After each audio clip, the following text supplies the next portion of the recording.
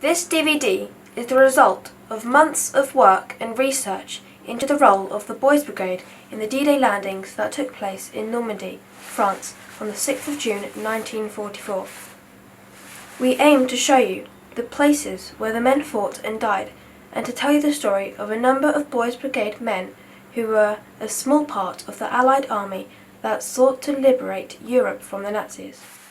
The Boys Brigade is the oldest voluntary youth organisation in the world, formed in Glasgow in 1883, and there would have been many ex-BB boys involved in the D-Day landings. On D-Day, some 61,715 British troops landed on the beaches of Normandy. Given that, in the mid to late 1930s, some 2% of the British boy population were members of the Boys Brigade, a higher percentage in Scotland. Therefore, statistically, there would have been in the region of 1,250 BB or ex-BB involved in the initial attacks. To explore and discover the role of the BB in D-Day, a large group of young people and adults visited the Normandy area for a week at the end of October in 2019. There were 5 beaches across the Normandy coastline, each with its own code name.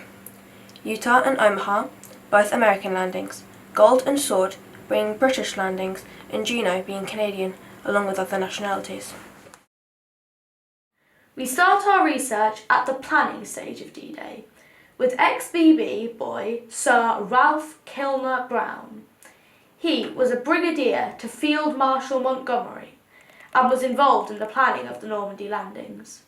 A barrister by profession, Ralph practised at Middle Temple, Birmingham, and it was here that he formed a Boys Brigade company at King's Standing, a new estate on the outskirts of Birmingham, for families from the slums of Aston. Ralph began work on the detailed cross-channel operations in January of 1942 and was responsible for the build-up, supply and maintenance. He was part of the planning team that would lay the foundation for the Overlord invasion of Europe. After the war, he took command of the Birmingham Battalion of the Boys Brigade, whose 40 companies trained 2,000 boys over the next 10 years. Today, the company Sir Ralph Kilner Brown started is called the 29th Birmingham Company, which still meets today at Kings Road Methodist Church, King's Standing.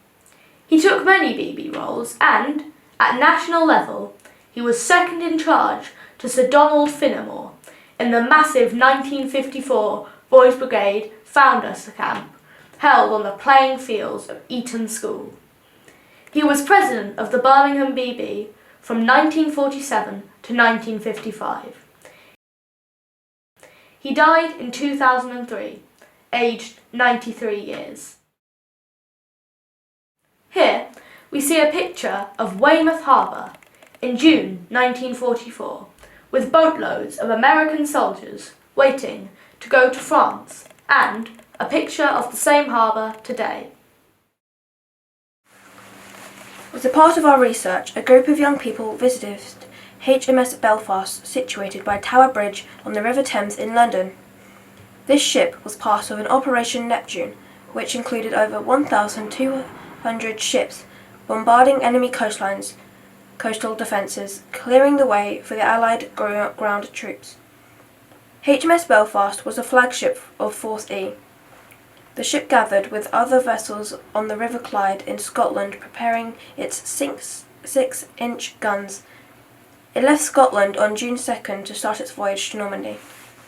At 5:30 a.m. on 6th of June 1944, HMS Belfast opened fire on batteries close to Vers-sur-Mer, supporting troops on Gold and Juno Beaches.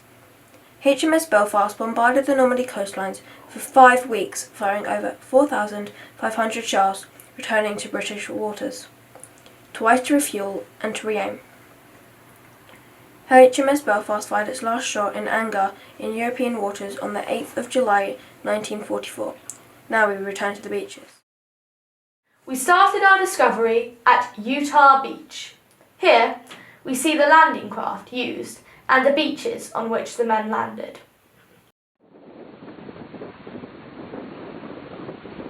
Here we visit the place the 2nd Rangers attacked on D-Day to blow up German guns that could have fired on the men landing at both Utah and Omaha Beaches. The attack was led by Lieutenant Colonel James Rudder, supported by a sea bombardment from the USS Texas. The Rangers climbed up the 100-foot cliffs under fire and took the gun emplacements, only to discover that there were no guns in place. After 2 days of intense fighting, only 90 Rangers remained. Today, a granite pylon monument called the Ranger Monument marks the site of the heroic battle.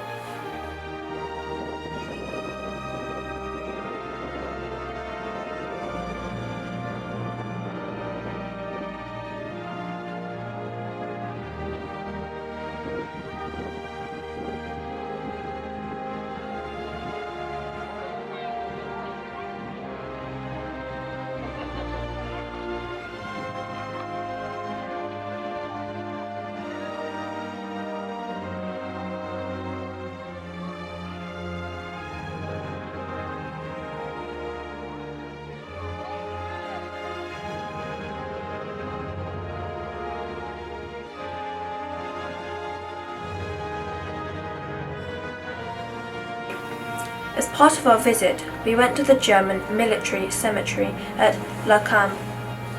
Here, 21,200 Germans are buried, who died between the 6th of June 1944 and 20th of August 1944.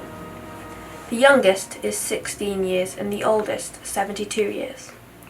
Tiger Tank Ace Michael Whitman is buried here. In the middle of the cemetery are 2 statues with a dark cross in basalt lava. Sainte-Mère-Église. Next, we see the market square and church, where some American parachutists landed. From the church steeple of Notre-Dame de l'Assomption, you can see today still a dummy parachutist representing John Steele, who unfortunately was caught by his parachute on the steeple. Next, we see the museum at Sainte-Mère-Église, with its Horsa glider, built by Airspeed Limited and named after the legendary 5th century conqueror of southern Britain. Over 3,600 were built, and many were used in the D-Day landings. Within the town, we see a picture of a French armoured column just off the High Street, and a picture we took today. We see a picture here taken on the 12th of June 1944 of a group of American soldiers in the village of Saint-Mère-du-Mont, and again a picture now. We now move into the next American beach called Omaha, a 5-mile stretch of beach which is sometimes called Bloody Omaha after the terrible loss of life. Out of all the beaches, this beach took the longest to gain and the highest casualty rate. To explain this to the young people, we enacted the men landing on the beach and travelling from the shoreline to the cliffs. We lined up all the young people on the beach, numbering 1 to 10. We asked everyone to walk forward as a number was called and they become casualties of war and fell to the floor.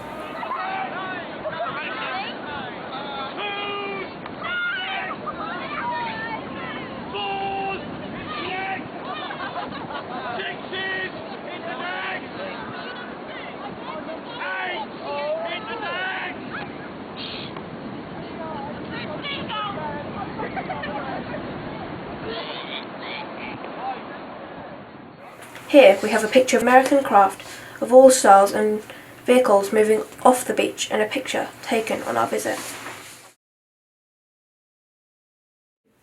We now visit the American cemetery at Colville-sur-Mer, which is the final resting place of 9,380 military dead, many of whom died on D-Day. The bronze statue called "The Spirit of American Youth Rising from the Waves" marks the centre of the cemetery. There is also an orientation table showing the shoreline where the men landed. We now visit Gold Beach at a town called Alamonge. It was here that ex-BB lad Private Horace Sheriff landed as part of the 1st Battalion Dorsetshire Regiment. Horace was an ex-member of the 1st A Birmingham Boys Brigade Company, based at the People's Baptist Chapel, Great King Street, Birmingham. The BB Company still exists today. Here we see Horace in his BB uniform, aged around 14 years old. At 7:25 a.m. on D-Day, Horace was in the first wave of infantry comprising the 1st Dorsetshire and the 1st Hampshires to land on Gold Beach.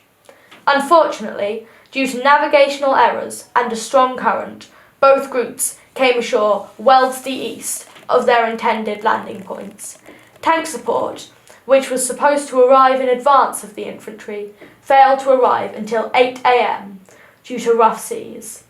Also, the tide came in much quicker than expected before many beach obstacles and mines could be cleared, so many landing craft were damaged as a result. When the men landed, they immediately came under fire. Horace Sheriff was killed, aged just 19 years old.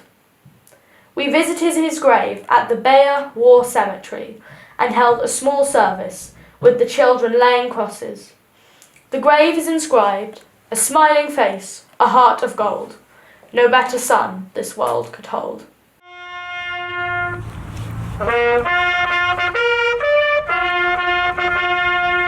You still remember that?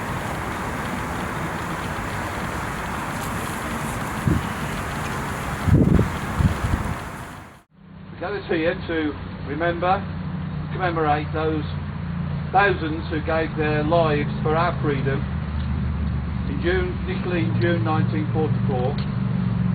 But we particularly remember our Boys Brigade brother, Horace Sheriff, buried here, who died at Gold Beach on the 6th of June 1944.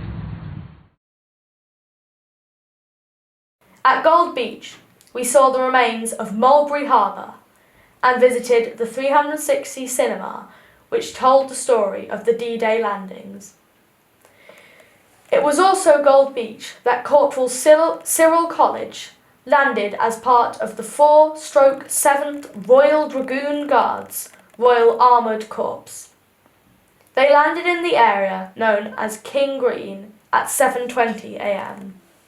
He too was an ex-member of the 1st A Birmingham Boys Brigade, based at the People's Baptist Chapel, Birmingham. Although no photo of him in his BB uniform exists, he is on the Roll of Honour at the BB Company, where he trained in his youth. Cyril did not die on D-Day itself, but was killed in the Normandy campaign on the 9th of August 1944, aged just 25 years. He is buried at the Tilly-sur-Seulles military cemetery, situated 8 miles south of Bayer. His grave inscription reads, "Forever in our thoughts."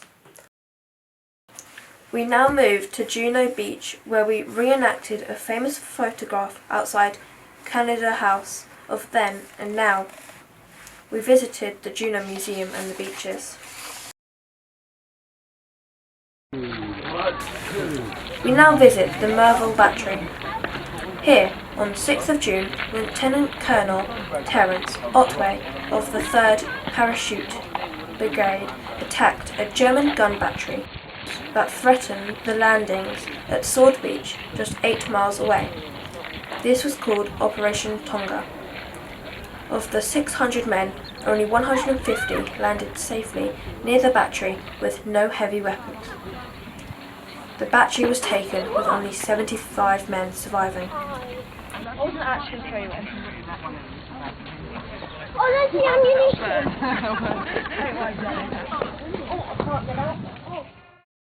Sword Beach. This is the final beach, where more British landed, and the beach is nearest to Caen. The beach was 5 miles long, in between the towns of Ouistreham and Saint-Aubin-sur-Mer. Naval bombardment started at 3 a.m, with the first men landing at 7:25 a.m. At the end of the day, 28,845 men had landed, with 683 casualties. Famously, XBB member Piper Bill Millen landed at Queen Red, Sword Beach, with the 1st Special Service Brigade, commanded by Brigadier Simon Fraser, the 15th Lord Lovett. Bill was a member of the 1st Shettleston BB Company, based at Shettleston Old Church, Glasgow. This has been redesignated the 94th Glasgow and still exists today. It was here that Bill learnt how to play the bagpipes. On D-Day, Lovett asked Bill to pipe the men ashore, a tradition banned by the military hierarchy. He played Highland Laddie. Once ashore, Bill was asked to rally the men by marching up and down the beach, playing The Road to the Isles. The Germans were perplexed and did not shoot at him. From this day, he was known as the Mad Piper, and his bagpipes are now in the museum at Dawlish in Devon. A memorial statue to Bill Millen was unveiled at Colville, Montgomery in Normandy on the 8th of June 2013. The pipes of the 5th Croydon Boys Brigade visited the statue and played in tribute to a world-famous XBB boy.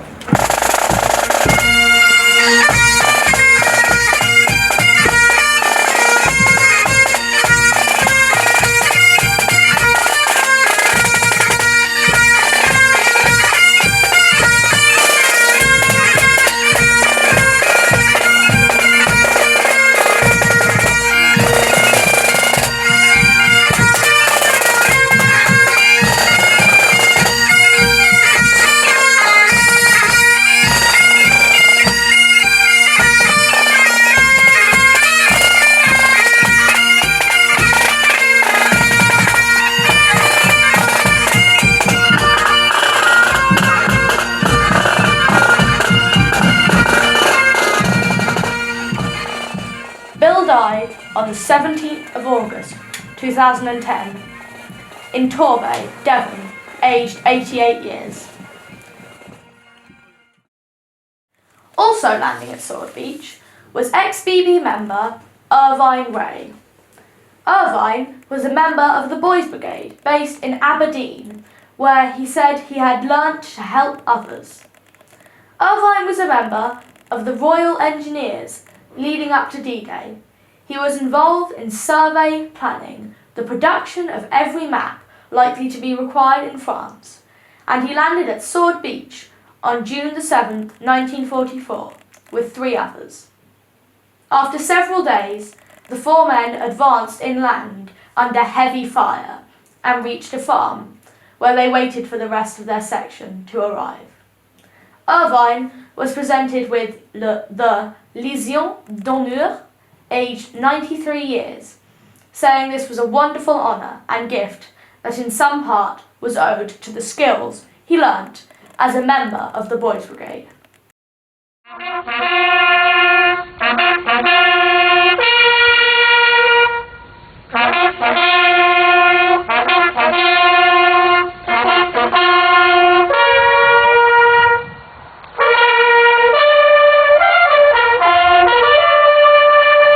We visit the cemetery at Ranville, which is 6 miles east of Caen.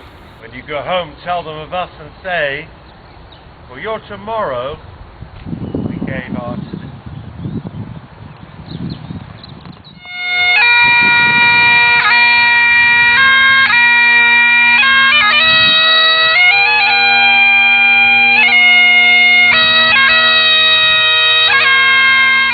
Here, 2,560 mostly British servicemen are buried. Nearby is the church of Ranville, where Lieutenant Den Brotheridge is buried, considered to be the first to die on D-Day in the capture of the bridge over the Caen Canal. This bridge is now called Pegasus Bridge. In the church is a stained glass window called the Pegasus window in tribute to the men of the 6th Airborne.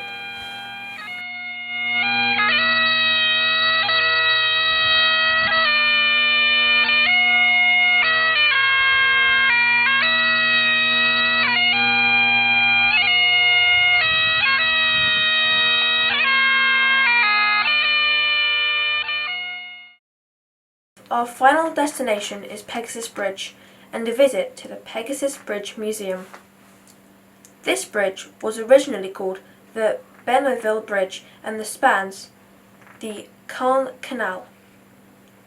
This was taken just after midnight on the 6th of June 1944 by the Oxfordshire and Buckinghamshire Light Infantry, part of the 6th Airborne Division, led by Major John Howard. The landing was by 6 Horsa gliders. After a guided tour of the Pegasus Bridge Museum, which now holds the original bridge, where Mr. Whitmell and I were asked to climb the bridge and play the last post on an original bugle used on D-Day to rally the men.